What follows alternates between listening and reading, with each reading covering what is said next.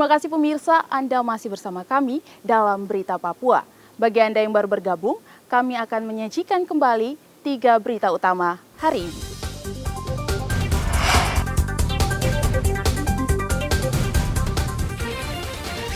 Kelompok kriminal bersenjata sandera 4 pekerja tower di distrik Okbab, Pegunungan Bintang.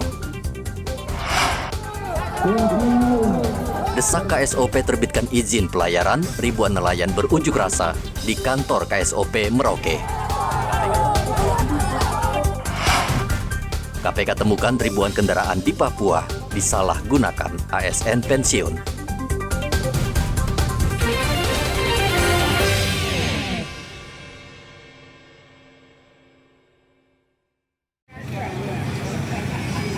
Hingga hari ke-11, belum banyak pendaftar atau caleg yang mendaftarkan diri ke KPU Merauke. Ketua KPU Merauke, Teresia Mahuse, mengatakan sejak dibuka pada tanggal 1 Mei, hanya 5 parpol yang resmi mendaftarkan calegnya. Sementara parpol lain masih seputar penyampaian caleg, namun belum resmi mendaftar. Saat ini sudah konfirmasi dan sedang menunggu dalam antrian, ya, yaitu Partai Nasdem. Jadi ada 3 partai yang sudah mendaftar dan sampai dengan sore ini ada 1 partai yang sudah registrasi dan masih dalam antrian. Konfirmasi dari PAN juga hari ini akan melakukan pendaftaran pukul 4, tapi sampai dengan saat ini ya kami masih menunggu kedatangan mereka. Artinya ketika mereka tiba harus segera untuk melakukan registrasi. Kita harus memperhatikan waktu juga karena dalam proses pendaftaran atau pengajuan bakal calon untuk waktu ini hari Senin sampai Jumat itu dilaksanakan pukul 8 sampai dengan pukul 16.00 atau jam 4 sore. Nah, waktu pendaftaran ini juga harus menjadi perhatian dari partai politik yang akan datang mendaftarkan bakal calonnya. Batas waktu pendaftaran caleg di KPU Ahad kemarin akan diperpanjang hingga pukul 24.00 waktu Indonesia Timur, sehingga diharapkan masih ada waktu bagi parpol untuk mendaftarkan calegnya ke KPU. Muhammad Ridwan melaporkan dari Merauke, Papua Selatan. Sama-sama kita katakan. Ratusan tokoh agama yang tergabung dalam jaringan doa sekota Jayapura Sabtu menggelar doa bersama di salah satu hotel di Jayapura untuk menyukseskan pemilu serentak 2024 mendatang agar berjalan aman dan damai. Penjabat Wali Kota Jayapura Frans PK meminta semua pihak mewujudkan suasana damai sehingga pemilu berlangsung sukses dan pemimpin yang terpilih bisa melanjutkan pembangunan.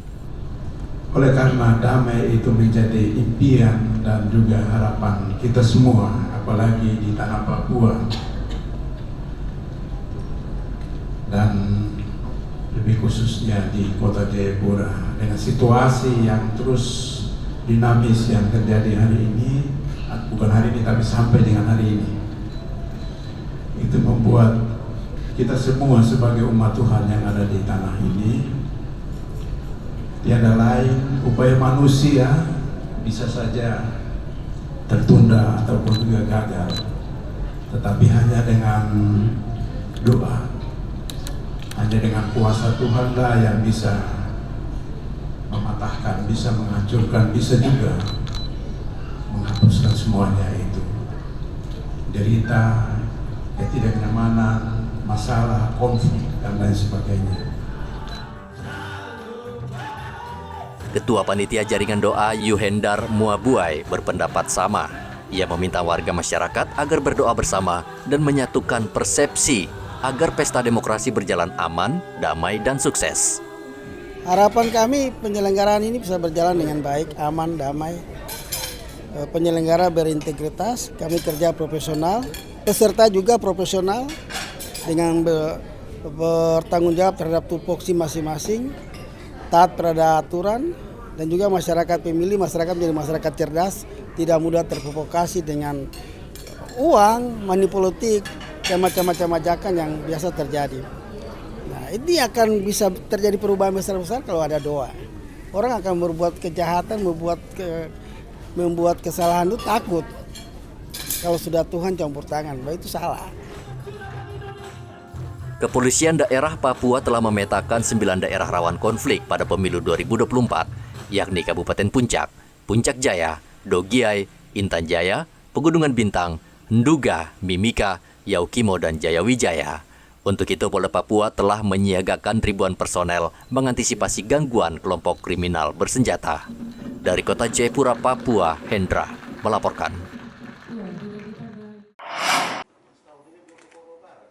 Presiden Joko Widodo memperpanjang masa jabatan penjabat Gubernur Papua Barat Paulus Waterpauw Jumat 12 Mei tahun 2023.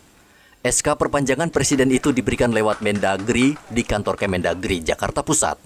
Penyerahan SK ini dilakukan setelah masa tugasnya 1 tahun sebagai penjabat berakhir Jumat. Paulus Waterpauw sebelum menerima SK perpanjangan jabatan, menghadiri pelantikan 2 penjabat Gubernur Gorontalo dan Sulbar di Aula Sasana Bakti Praja Kemendagri Sabtu lalu. Dalam pelantikan itu, Menteri Tito Karnavian mengatakan 2 penjabat gubernur, yakni Gubernur Banten dan Papua Barat, diperpanjang masa jabatan karena atas dasar evaluasi.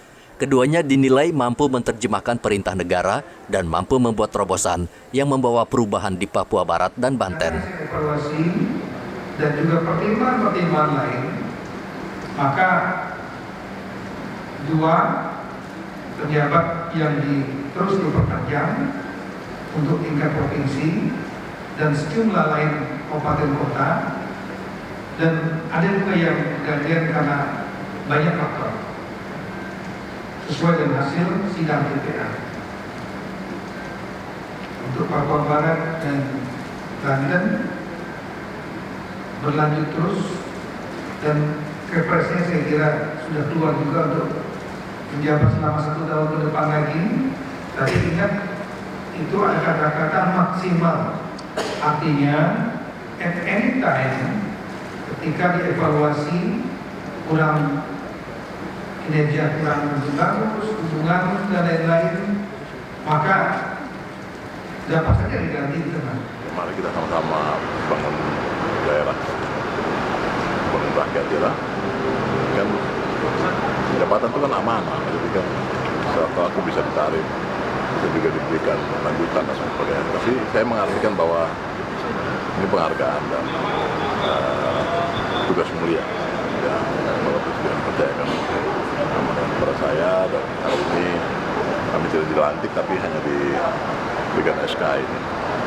Saya bersama Gubernur Banten. Ya, kebetulan artinya dari kami berlima yang dilantik tanggal 12 Mei 2022 kemarin, 1 pensiun, banyak itu. Kemudian yang 2 yaitu Sulawesi Barat dan Gorontalo, hasil evaluasi yang dipimpin oleh Bapak Presiden, nampaknya dikembalikan ke jabatan semula, yang 2 dipertahankan, yaitu saya Papua Barat dan juga dari Banten. Sekali lagi itu semua lewat mekanisme proses, dan saya pikir itu sudah menjadi keputusan dan keputusan harus kita jalankan bersama. Paulus Waterpauw dinilai berhasil dalam membuat berbagai terobosan selama setahun bertugas di Papua Barat, terutama dari segi peningkatan ekonomi. Saat ini Pemprov Papua Barat sedang fokus menangani stunting dan kemiskinan ekstrim. Edi Musahidin melaporkan dari Manokwari, Papua Barat. Pemirsa, informasi tadi sekaligus mengakhiri jumpa kita pada pagi hari ini. Saya Graciela Taime, mewakili kerabat kerja yang bertugas menyampaikan terima kasih, selamat beraktivitas, sampai jumpa. Wanyambe.